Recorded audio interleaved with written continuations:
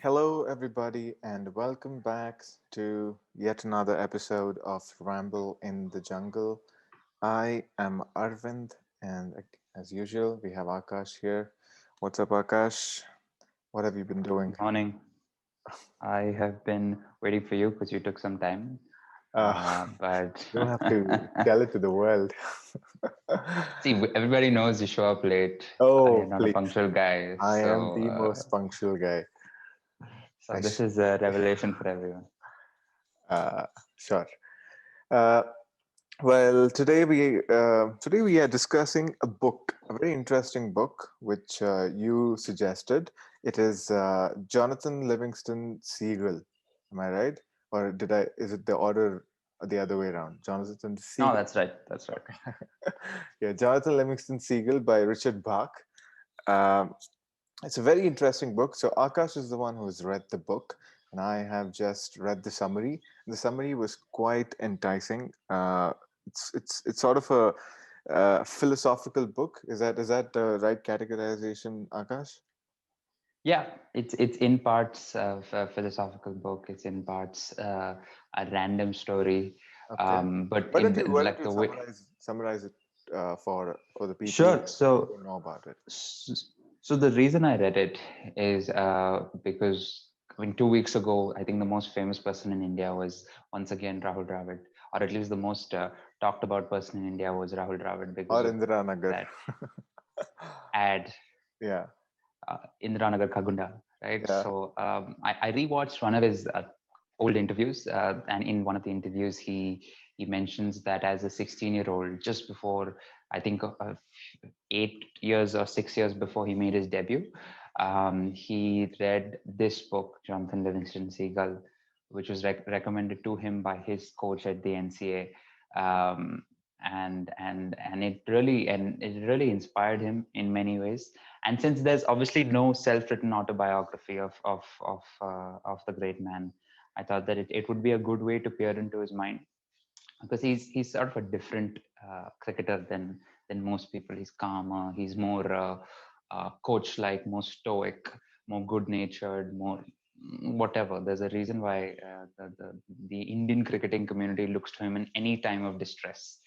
So in order to sort of understand him, this sort of picked up the book, and it's a very short book, and it's quite surprising that you can learn a lot about a cricketer by knowing about a seagull. But that did happen. Um, it's in his words, this is a book on the seagull's quest for excellence, and it tracks the life of Jonathan Livingston Seagull. That's the name of the protagonist. And it's written as a fable. So it's a short story written, short fictional story written from the perspective of the seagull, of how the seagull is so different from the rest of the flock, and how because of that he's made to be an outcast, and he searches for excellence, finds it, brings that piece of excellence to the rest of the seagull community, coaches and trains people in order to achieve the same excellence that he has achieved, and then eventually fades away. And that is in four very nicely written parts. And it's interspersed with a lot of pictures, as in a lot of black and white pictures with not a single human being present. The book is very, very short, so it will take you. It's about a 120-page book, 60% of which is pictures. So it is just an immensely quick read, but you probably have to read it couple of times in order to get the perspective that I was seeking, which is the perspective of the great cricketer. Hmm. But yeah, in many ways, it's true what he says is a lot of it is learned from Richard Bach's book. Very interesting.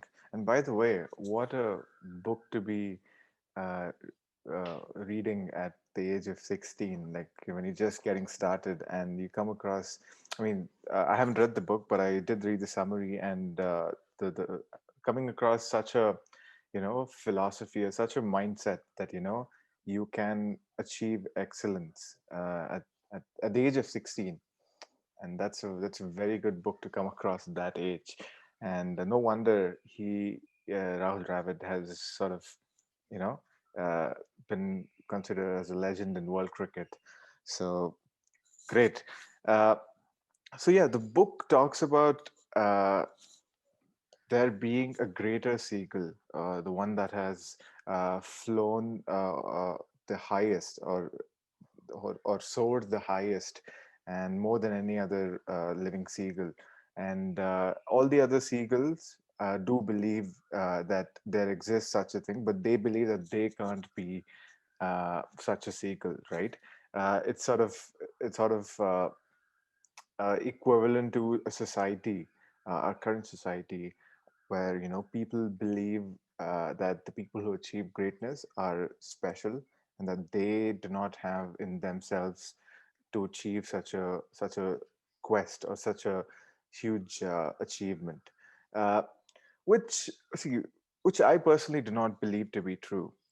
Certainly, everybody has some sort of limits, be it physical, which is often most looked at, and mostly it is mental. The mental one is definitely, it can be overcome, although it is a huge overcame, but it is a huge task. I do agree, but but the mental aspect is often the one that that sort of limits your physical aspect. Uh, do you agree on that part, Akash? Yeah, and I think that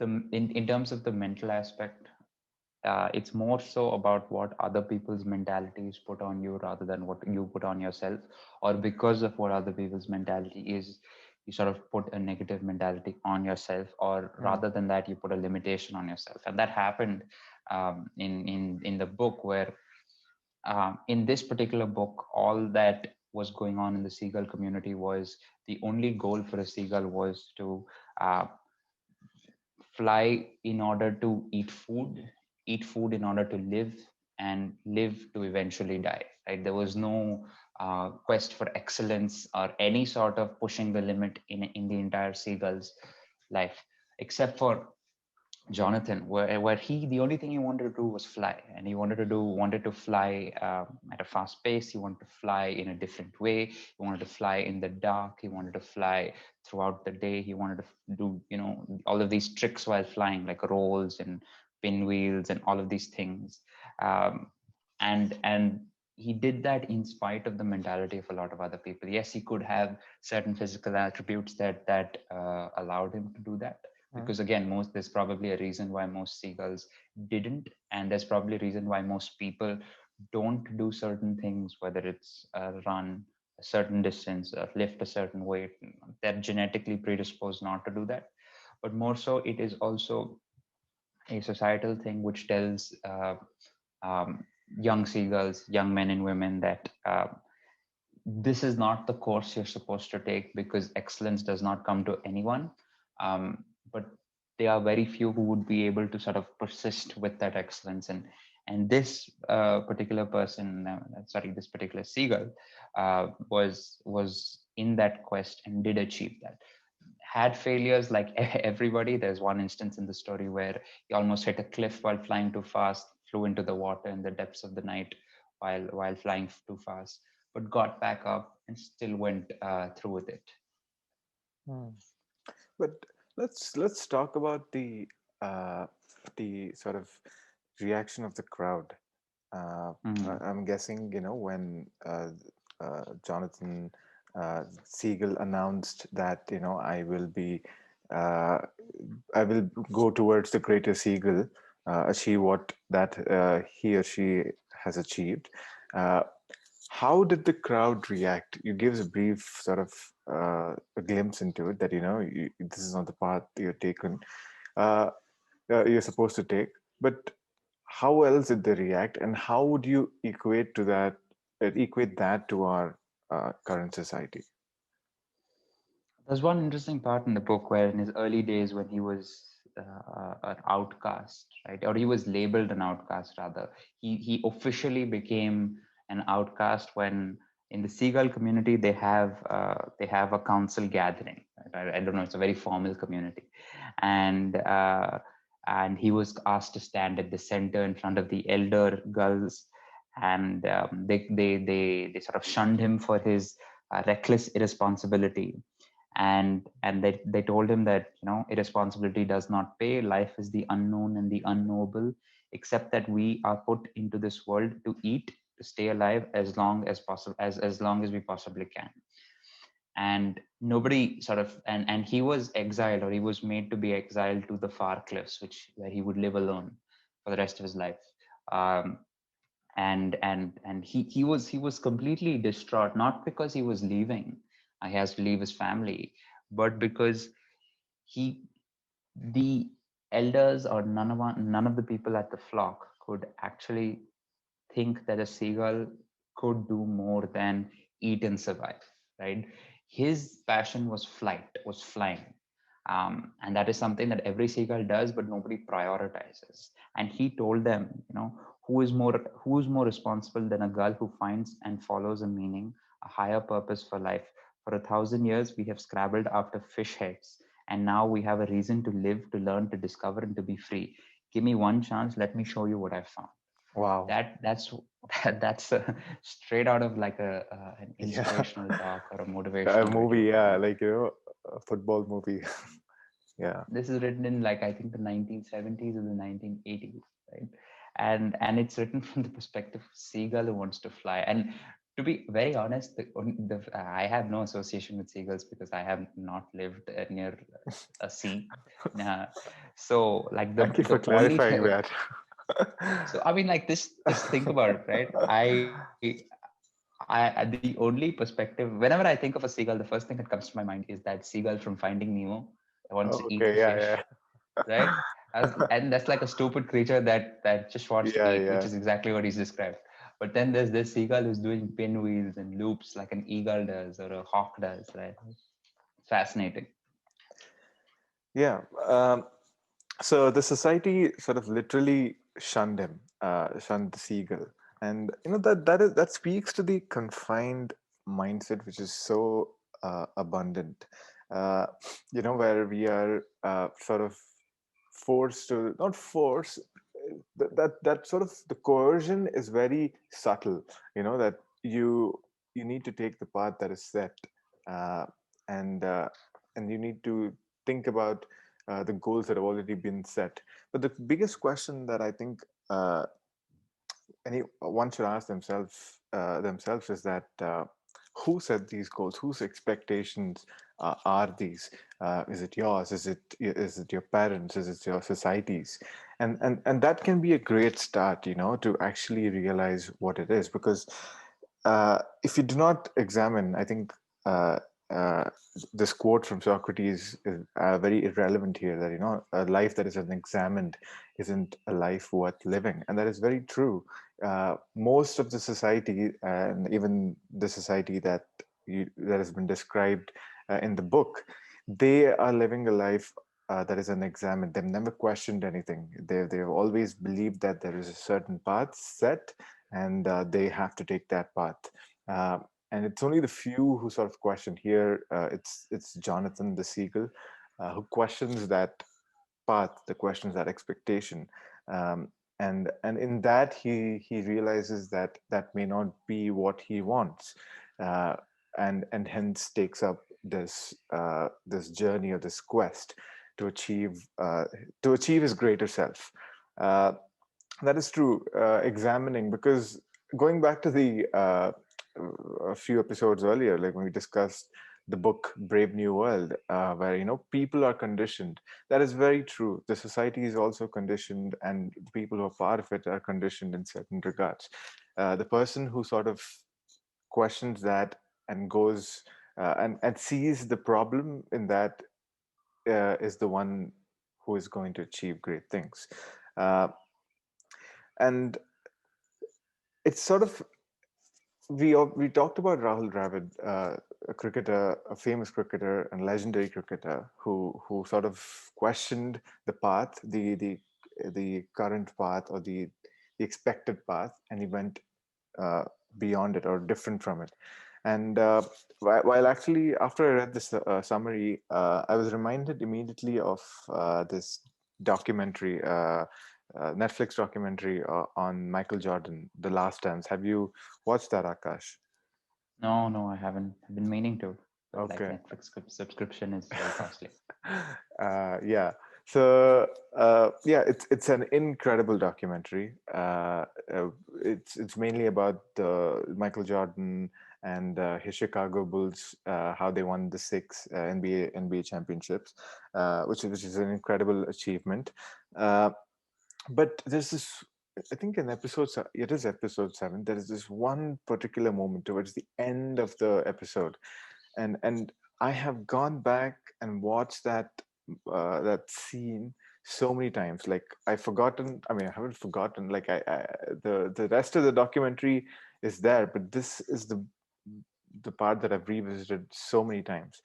So let me tell you what happens in that. I think it's very apt for this conversation. In that episode 7, towards the end, uh, his teammates, Michael Jordan's teammates, they're they're asked, how was Michael Jordan in training? Because a lot of people described him as an asshole, as not being a nice guy. And Michael Jordan and the documentary people show those clips to Michael Jordan, and there's this very beautiful moment. I think it's a few minutes where he describes his mentality. He says that winning has a price, leadership has a price. Uh, when his teammates join his team, they played with a certain standard that he had set, and Michael Jordan's standard is the highest, and he didn't take anything less than that. Uh, Now, if he had to be a bad guy to get that out of his teammates to reach that level, then he did that. That's why people may have called him a tyrant, as not being a nice guy. And he says this very beautifully. He says that that's because they have never won anything in their lives, uh, and he wanted to win, and he wanted his teammates to win as well. And towards the end of this, he tears up. He actually tears up, defending his mentality of always winning, of his mentality of always reaching those great heights and pushing his own limits, pushing his own boundaries. And that sort of struck with me, because we all want to reach that level of we all want to have that kind of mentality, of win at all costs, to win all the time, and to reach the highest level of our professions, or whatever we do. But but rarely we see the side but rarely do we see the things that we have to do to get there. I'm sure even in the book, when Jonathan the Seagull decided that he is going on that quest to achieve the thing done by the greater seagull, uh, he did not suddenly have superpowers, or some crazy powers that made him fly fast and higher, right? It was a process that uh, he earlier may not have sort of been into it, but now when he had questioned, when he had examined, when he realized that there is something more to the conventional path, he was more determined to go through that process than he had before. Is that a good way to uh, assess that uh, journey, Akash? Yeah, so in the parallel that Bach draws, and he sort of once in the parallel that Bach draws, he narrates that Livingston Jonathan has moved from this world to a new world, right? Like, Hmm. because that's how he's transformed his mentality into sort of focusing just on flying. And in that new world, he finds other seagulls. I don't know if he imagines it or he actually finds other seagulls who are like him, who want to fly like him and fly fast. And he meets in this new world, he meets an elder who's as fast as him, and he tells him that I want to touch perfect speed. Um, he doesn't define it. In Jonathan's mind, the perfect speed is a certain number, 250 miles per hour, 300 miles per hour, something like that.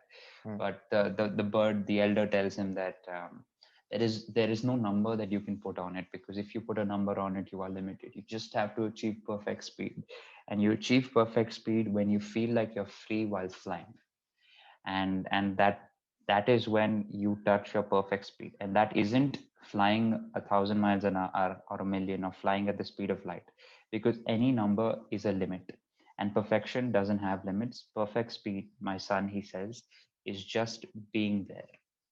And again, this seems very seems like it has a deeper meaning, but and it does, it does at least to Jonathan it did, and this allowed him to sort of not focus on the product, which is 300, 250, etc., and focus on the process, which is just practice, practice, practice, just hammer the basics.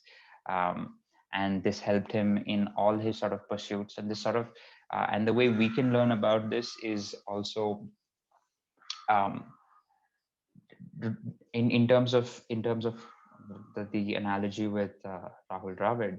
I think that there's, again, in some of his interviews, he keeps saying that he would have when we were kids, we used to have a cricket ball on a rope in a sock, and we would hit yeah. it, right, Yes. and in the doorway. Yes. uh, so he used to do that in every hotel room he went, right? And you could sort of think about it in a way where, why would someone who's batting in the nets, who's batting next day on the field, why would he want to get a cricket ball into his room and keep hammering that? Because he needs to hammer the technique, because no matter how good you can get better, and no matter how good you get, you can always practice. And none of the extra practice, at least none of the extra practice on the technique, will do you any harm, right? and Mm, and it isn't about chasing, in his career, it wasn't at all about chasing 100 or a 200 or a whatever, right? It was about hammering that technique. And um, and that comes through practice, and that comes through, as you said with the Michael Jordan example, it comes through practice with a winning mentality, right? And it's not just going through the motions. It is going through the motions with the objective of, I want to win, I want to get better, and I want to achieve my target, whatever it is. But the first focus should always be on hammering the technique, and that's what it was with the Seagull. That's what it was with the cricketer. so do you think that is sort of the biggest limiting factor among people? People who do realize that greatness can be achieved, but it's a very Comes at a price. long and arduous, arduous road, and maybe that's what uh, sets them off. I don't want to do that. I'm happy with what I am. I'm happy with the money I'm earning. I'm happy with the life that I have. Uh, is that a good thing for a person to think, or should everybody sort of uh, think about going the extra mile, or putting the effort that they're putting the effort to achieve their greater selves? I think Because most people are impatient.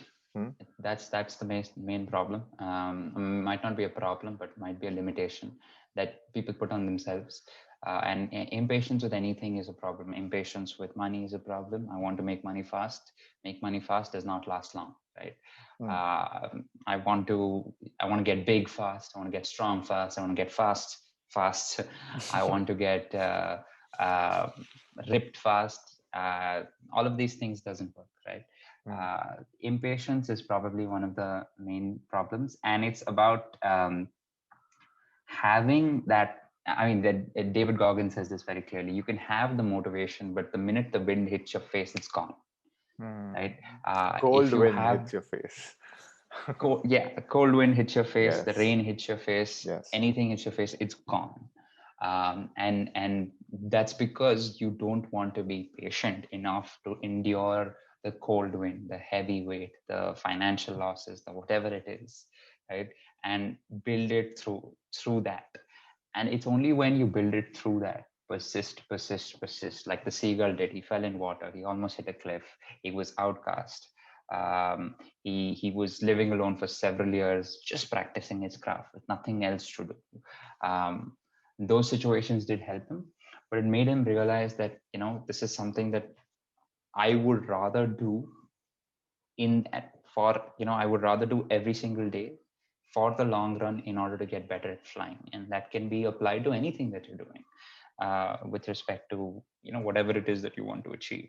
The main thing is, it has to be a patient process, it has to be a consistent process, and it has to be a compounding process.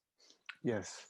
And especially, I would like to stress upon the word patient because, most often, oftentimes we see this, right? Where a person is he examines his life and he's taking that hard, long, and arduous path of achieving his greater self.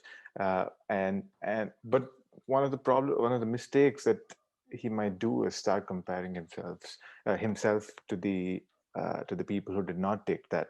And he might see that, when he has sort of a slump, like where 6 months or 1 year, where he's just working, and he's not getting anything sizable out of it. Then he sees his peers who took the conventional path, and they're doing well or better than him. And then he sort of feels that, he might have made a mistake. But that's one of the things that I've noticed, and that's one of the things, personally speaking, uh, you know it has affected me. I'm not saying that I've taken uh, like an unconventional path. Like we're all trying to take some kind of an unconventional path in our lives, but we start comparing ourselves to our peers and see, oh, I'm for example, I'm 22, and oh, this guy 22 is a millionaire. This guy 22, he's working on building himself. What am I doing at 22? I'm just taking this stupid path. It's not going to work. I've been doing it for a year now. And that's where I think people sort of lose that, and lose their vision of what they had decided to do. And going past that is definitely a challenge because you don't see anything at that point of time. Uh, but we really have to pull ourselves back and look at the goal that we set, the vision that we have, and revisit that in order to get back on our path. Sure, we may not get the intended results 6 months in, 1 year in, but like they say, it takes 10 years to be a champion. If you want to be a jiu-jitsu black belt, it you start from a white belt, and it takes 10 years, 10 years to reach the first level of the first degree of jiu-jitsu, of your black belt. And it goes on and on. Mastery is is is a long journey, but it's definitely a journey that is worth it. Well, I'm not saying that, because you might wonder that, we haven't achieved any mastery, so how would we know? But we all have seen people who've achieved that mastery, right? And they all describe it in a way that it's totally worth it. Everything that they went through, every sort of single, uh, every single trouble that they went through, be it having some kind of a disease, or not having enough money to eat food, or take care of the family, and yet persisting, like you said, Akash. They all say, when they all look back, they all say it was worth it.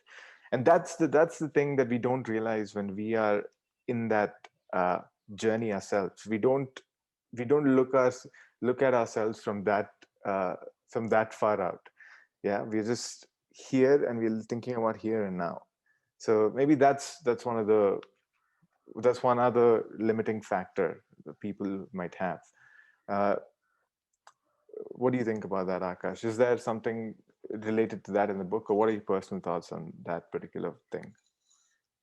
I think comparison is always bad, especially if you're so uniquely different, in a good way, obviously, in compared to other people. And in terms of comparison, I think one of the best ways that I've sort of figured out to not compare myself to people, especially peers, is there's that Naval Ravikant saying that Yes, yes. if you want to compare yourself to someone, you can't do it in a piecemeal way. You compare it You can't pick and choose. completely. You can't pick and choose, right? If you Yes, want to have someone else's life, you can't have the good parts. You have to have I mean, you have to have everything, the good, the bad, and the ugly. yes, And yes. uh, and sort of thinking about it in that way, for me personally, if I, that this happens very often when you scroll through social media and you see someone doing something that you would like to do, or you would like to be doing, you immediately use that line of thinking. I want that, but he or she also has that, and I don't want Hmm. that. Hmm. So I can't pick and choose. You can never pick and choose, and you probably don't know what has he or she gone through to get it, what other things are happening in their life.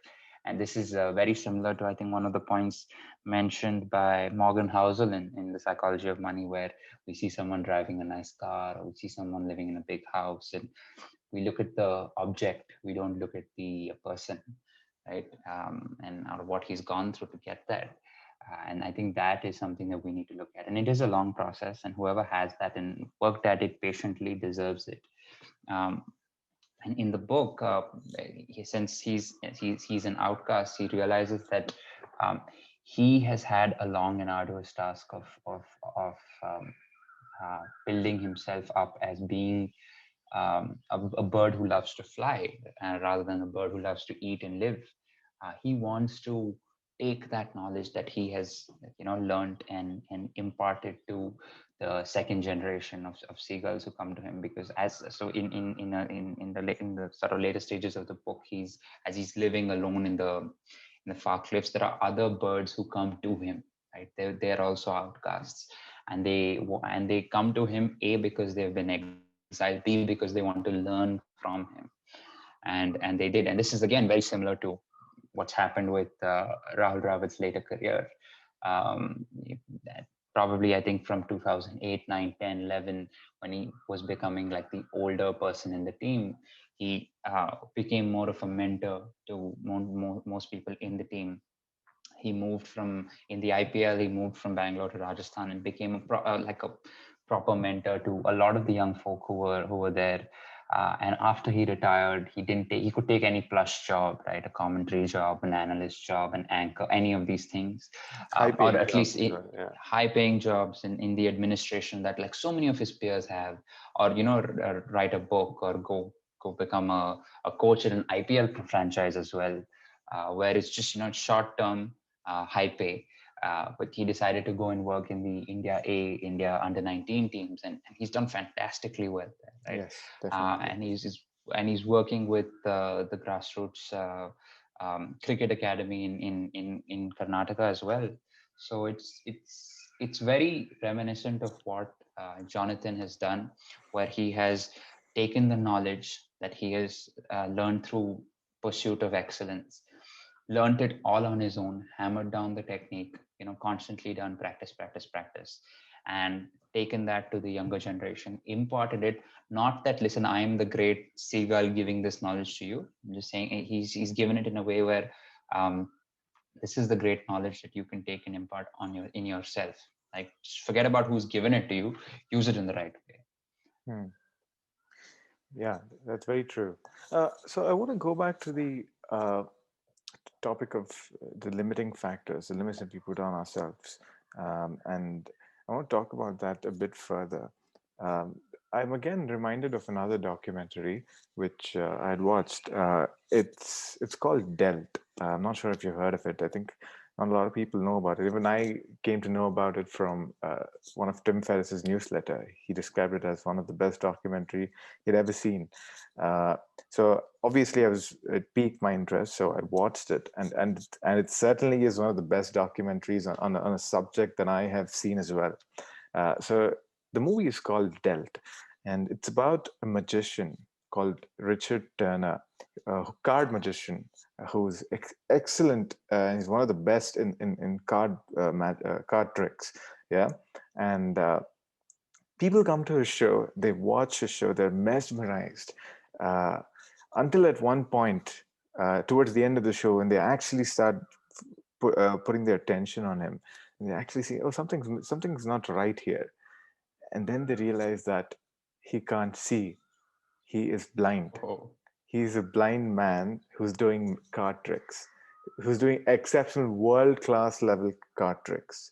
Yeah. And think about that. A card trick, like there's no way for you to perceive what is there on the card without like a braille kind of a thing, which he doesn't have though. He knows what card it is on his deck, and he always carries cards around in his hands. and and that documentary, it was a very beautiful watch. I urge everybody to watch it if you have the time. uh, he he had a great life early on. He wasn't blind when he was born. He had a great life, but then there was a genetic disease that sort of started covering his retina. I think in his early 20s, and by 27, 28, he was completely blind. So he knows how it is to have vision, and he also knows how it is to not have vision, right? And he had vision. He could have, compared to the people who are born blind, who do not know what lies out there, the vision, he knew, he had enjoyed it, he experienced it. And when he went blind, he had an option.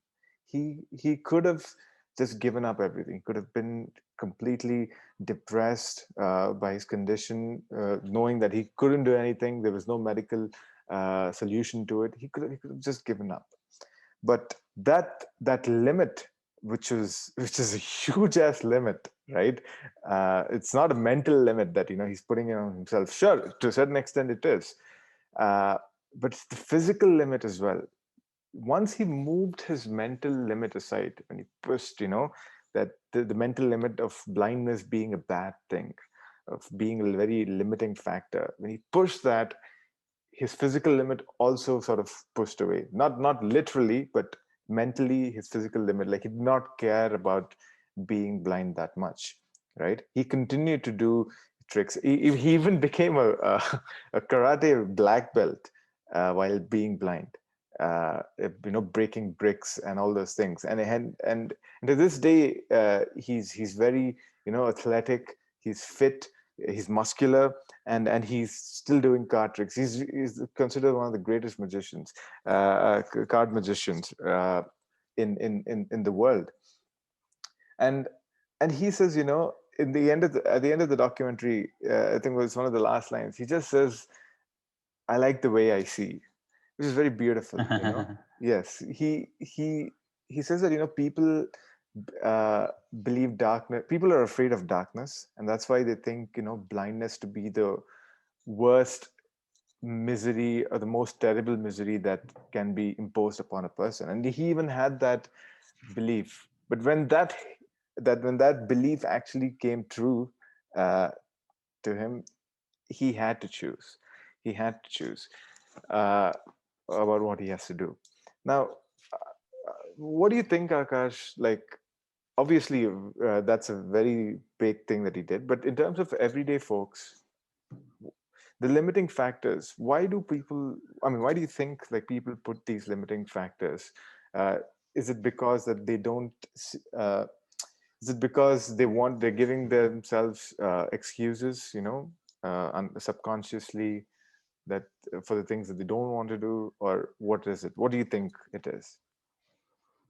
One of the things that is very evident is we as normal people look at extraordinary people and always say something like, they probably have something I don't, right? And it can Yes. be something very, very, very minuscule, stupid, that doesn't really account for mental superiority or physical superiority. And we end up deifying people, right? Idolizing them unnecessarily. And this happens with anyone who has struggled and achieved excellence beyond what the normal crowd does. And for instance, in the book, the lesser seagulls, right, who can't fly as fast as Jonathan can, used to say some irrelevant things like, "Oh, he had purple eyes. I don't have purple eyes. I have brown eyes. I will never be a great seagull like him." Has nothing to do with your flying.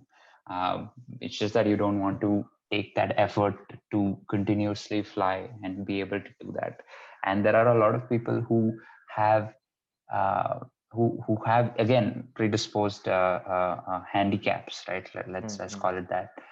And in spite of that, they're able to do what they want, like Richard Turner, as you described, just did.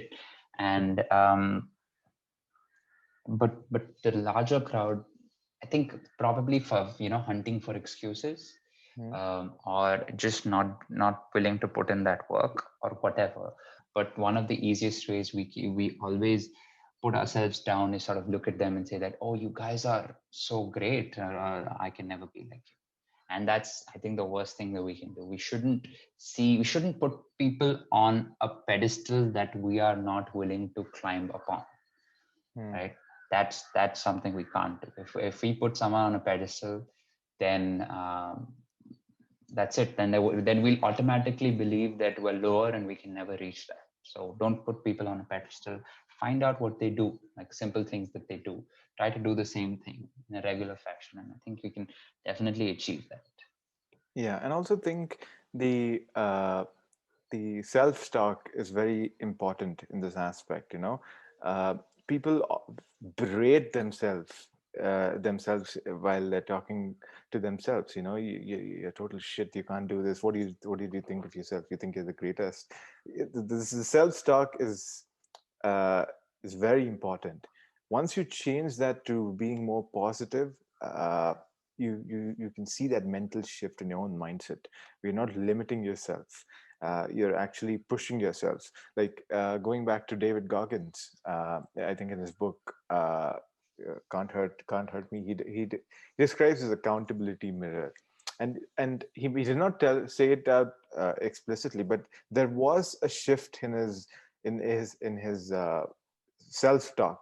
Like when he was looking at himself in the mirror, he did think that he's totally fat, he's dumb, he's stupid. But sure, that helped him, but there was a certain shift in his mentality where he realized that he has to be accountable for those things. uh, he has to be accountable. He can't just blame it on fate. He can't blame it on other things. Taking responsibility is the biggest starting factor. I think you dealt with uh, you dealt with a hand in your dealt with different sort of things in your life. Yeah, you can either complain about it or you can take responsibility about it. You can be accountable and you can start taking action from there. And that's what has to be done. And that is what I think even in the book the seagull tries to do. People, he sees that people uh, aren't being very accountable, and he says, I don't want to be like that. I want to be different. And that's what he does. And I think it can, the self-stalking, maybe like an accountability mirror. You can have a mastery mirror where you look at yourself in the mirror every day, and you think that, and you're going to say to yourself that I am going to achieve that. And I truly believe that you need to increase the level of your goals. You need to reach for those highest levels of uh, uh, excellence that can be achieved in your profession or whatever you're trying to achieve. You need to aim for that. Anything short of that, you're not going to achieve that, right? Uh, and once you start aiming for that, you will truly put in the work that is required to reach there, right? And that's when I think people will build that mentality of win at all cost, uh, and win all time. And that is really important. The mastery, aiming for excellence, aiming for mastery, aiming to be the best in the world at what you are doing, at what you want to do. That is the best way that you can start. living a life that is unconventional, living a life that is different from the path uh, of what the society is taking, and it's the road less traveled, and that is where you need to go. That is where you need to start building that sort of mentality. Uh, any other thoughts on the book, Akash, that we might have missed out, or anything that you think is important to talk about? I think we've covered it all. In summary, it's chase excellence, don't Yes, mind being an outcast, uh, learn through the process, and yes, don't put people on a pedestal. yes. Yeah, that's a great summary of the book, and truly aim for that mastery, aim for that excellence. Uh, and That's it from us this week. We will also aim to be the best podcast in the world, certainly. It is a journey, but we will do it. We will get there. Uh, so, yes, that's it from us this week, and we will see you next week. Until then, take care and keep